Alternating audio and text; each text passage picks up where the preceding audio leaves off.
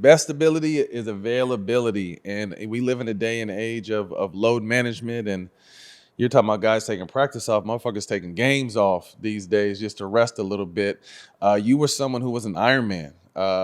Is it, because I've heard different. I heard 3 games, I heard 6 games that you missed, but you were there night in, night out. For someone who played 17 years, you would think you were on some kind of high-tech regimen and lift and eat, but you just love to hoop. Yeah, I ate burgers and fries. I ate pizza. Yeah. You know what I'm saying? Regular I dude. ate popcorn, and I let my body gain weight in the summer. I didn't do nothing special. It was just the urge and the hunger to be available in practice, in the games. The 3 games that I say I missed, 2 of them were to funerals, Okay. and 1 of them was to a hurt ankle, I believe. But I just wanted to be out there. It was no way that I was going to miss a practice. It was no way that I was going to miss a game. It was just that I wanted to be available for my teammates. Like, they know Dre going to give me the ball. You know what I'm saying? So that's what I took pride in. Tell me about, because again, some guys kill themselves in the summertime, and you kind of felt like that burns your leg. Like, what was your mindset? And double part question: what was your mindset about summer workouts? Because you didn't do a ton of it, and then how long would it take you to kind of get your touch and your feel back once you came back? Well, I think at the end of the season, like I only made it past Mother's Day maybe like once or twice. That's when you get to like the second third round. Yeah. Like, man, it's over, man. Yeah. So, I come right back home to Los Angeles, and it's barbecues. Kick it. I'm eating. I'm gonna gain 20 pounds in like 4 or 5 days. So, straight up, man. But I take like May, June off.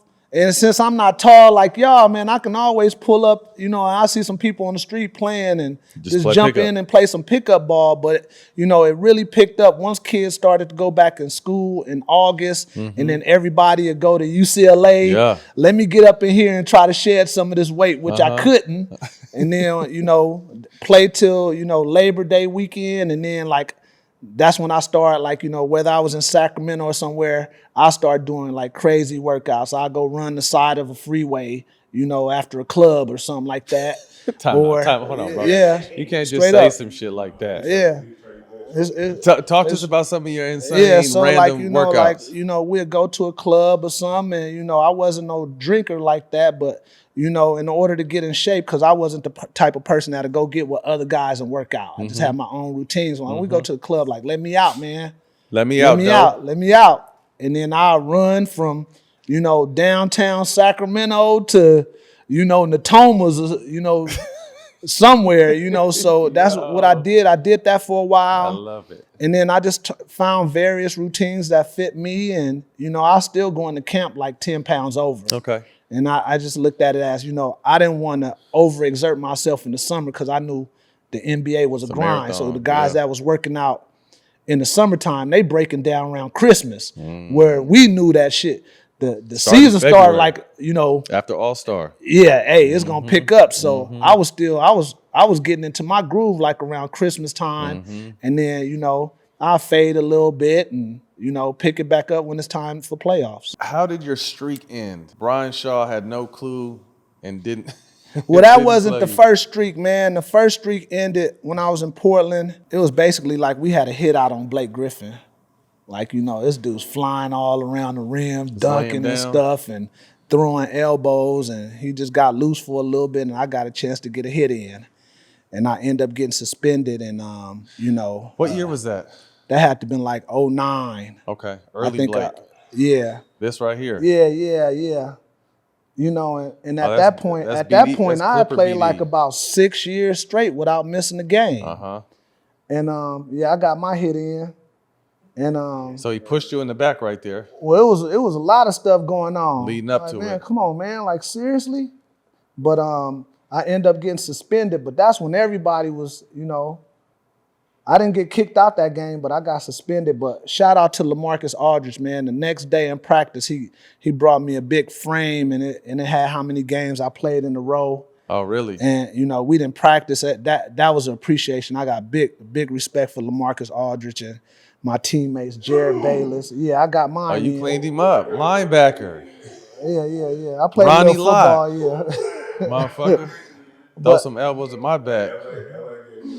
Hey, I remember that shit. That was crazy. Yeah. I mean, I got a lot of respect. I had fun. That was one of my fun times in playing in the NBA. Oh, so in they didn't Portland. even call a foul or They nothing. didn't even They call a catch foul, but if you watch the next play, not LaMarcus, but Marcus Camby clotheslined him. Oh, damn. The next play, yeah, he clotheslined him. I think the next play, and I think he either got a technical or kicked out. But I end up having to talk to Stu Jackson, and you know what was going to happen. You can't win that. Yeah, that's when Blake Griffin. Yeah, he was jumping all over the place.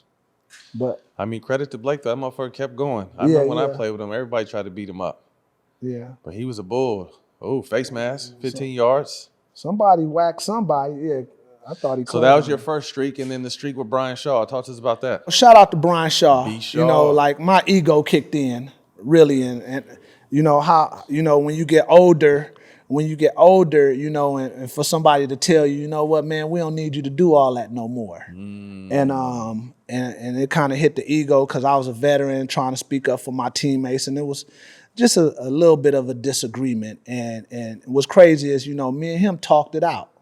You know, I think within the last 3 or 4 years, you know, his daughter lives in San Diego, and she came over she brought the whole family, Brian, his wife. Oh, dope, okay. The grandma.